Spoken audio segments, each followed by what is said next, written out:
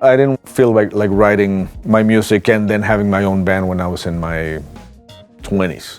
It came later after a long process of playing with a lot of people. There was nothing like it in terms of learning about composition, about band leading, about improvisation.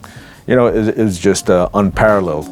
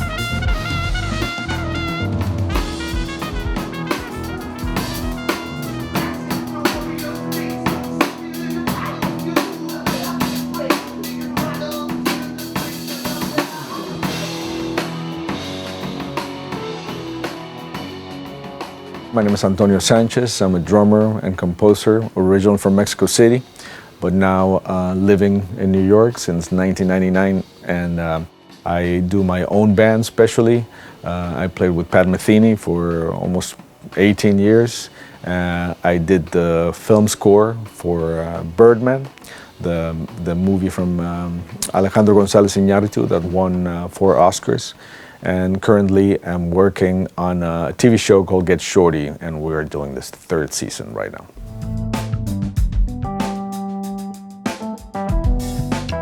I was heavily influenced by a lot of different things. I studied classical music for a long time in Mexico, classical piano. Studying classical composition was very important for me. I write a lot of music nowadays. And when I improvise on the drums, I take a lot of cues from those things, from classical music, from contemporary music. And I always try to tell a story. All of the influences that I've had, which includes rock and roll, starting with Ringo Starr and Ginger Baker, Charlie Watts, John Bonham, of course, Stuart Copeland, Neil Peart, all of those were influences. And then later when I started getting into Yamaha, it was because Steve Gadd and Dave Weckl and Vinny Colaiuta. And then later, that's when I really started getting more into straight ahead jazz with, the drummers that I already mentioned, Tony Williams, Elvin Jones, Roy Haynes, Max Roach, Art Blakey, Jack DeJohnette, That's the beautiful thing about drums, that they go through the whole spectrum of modern music. So you pretty much any kind of modern music you listen to, they all have drums. So that's one of the fascinating things about how customizable and personalized drum sets are.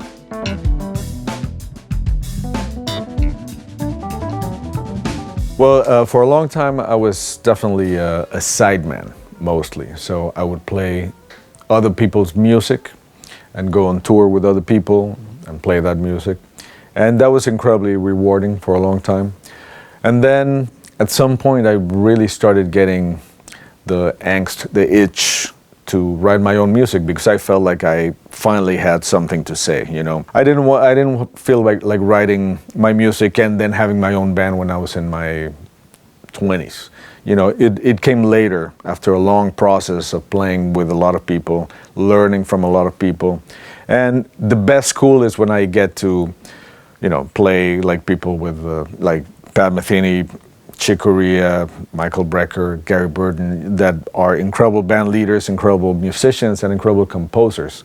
So then I would get to study the charts, I would have to play the charts, I would get instruction from them. So, there was nothing like it in terms of learning about composition, about band leading, about improvisation. It's just unparalleled. So then after many years of doing that, I started feeling like I wanted to say more things with my own compositions. And nowadays, I don't feel like I can do both. I'm really concentrating on my own thing, on my own band, because also the business works that way. If I come to Paris, with 3 different bands, and then I want to bring my own band, it doesn't work that way, because promoters will be like, oh, you already were here 3 times. So now I have to kind of reserve myself and my exposure for my own things. But even though it's a lot more difficult than being sideman, for me it's just so rewarding to be able to play my own music in front of people, and then hopefully there will be always an audience that relates with my music and that resonates with what I'm doing on stage. So to me, that's the best part nowadays.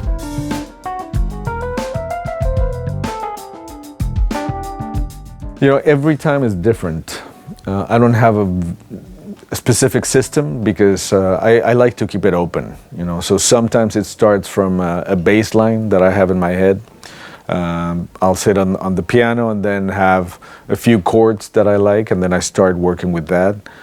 Or I have a melody in mind, or I have a beat in mind. But most of the time it starts from rhythm. And then later I start trying to write a melody that fits with that. But what I like about writing nowadays is complete freedom. I don't want to be preconditioned to like, okay, now I'm going to write a jazz piece, or now I'm going to write a Latin piece, or, I just want music to flow, and lately I really write cinematic music. Like the first tune on my latest record is 25 minutes. The last tune is almost 30 minutes. And I like that because I like storytelling a lot, So it's like watching a movie or reading a book. You develop your characters a longer period of time. Where developing characters in 5 minutes, you can do it, of course, but it's you cannot go as deep. So I like to go deeper into music and have a bunch of different sections and different feels. And for me, transitions are fascinating. How did you get from point A to point, Z? And you went through all this development of the material. And to me, that's one of the most fun things, how to develop the material. And classical music was great for that, to see how, Johann Sebastian Bach or, Mozart would develop a very simple theme, over 5 movements. That's a really great way to approach music in general. And I also try to approach improvisation the same way.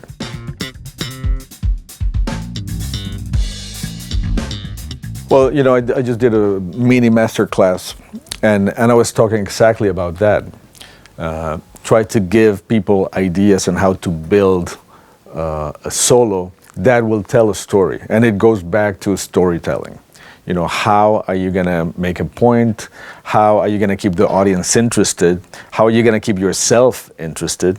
It's when you tell a story, you need a subject. What are you going to talk about?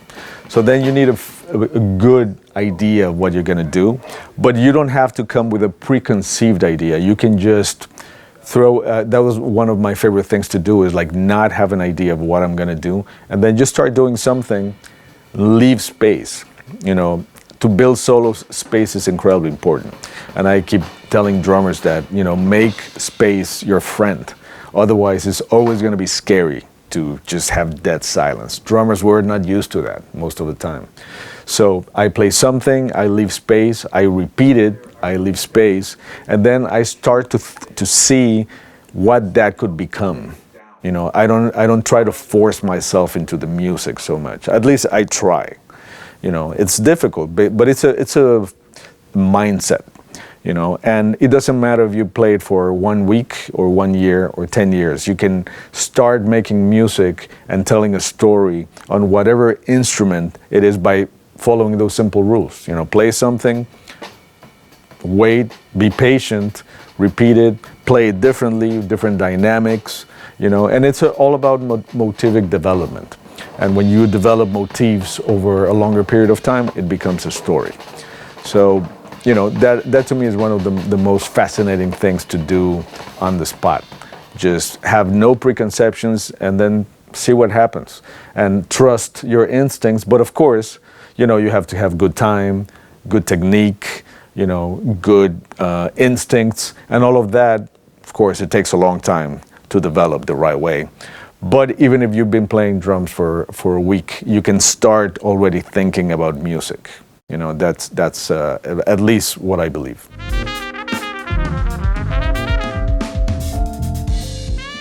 It's always fun because, you know, I love that there's usually mutual respect between drummers and mutual admiration too. You know, every time I see another drummer that has a different style, I'm like, wow, man, that's so cool. You know, that's my first instinct usually. And like I said before, drums go across the whole music spectrum. So it could be a jazz drummer, a rock drummer, a funk drummer, a country drummer, you know, a singer-songwriter drummer. You know, is the same instrument, but it's approached in a completely different way. So to me, it's just fascinating to see people that approach music in a different way than I do. You know, and it's just like a really cool exchange of ideas, and you know, there's always a good vibe. You know, it's not like a competition. It's more like a big party where everybody gets to have fun playing this beautiful instrument that we've chosen.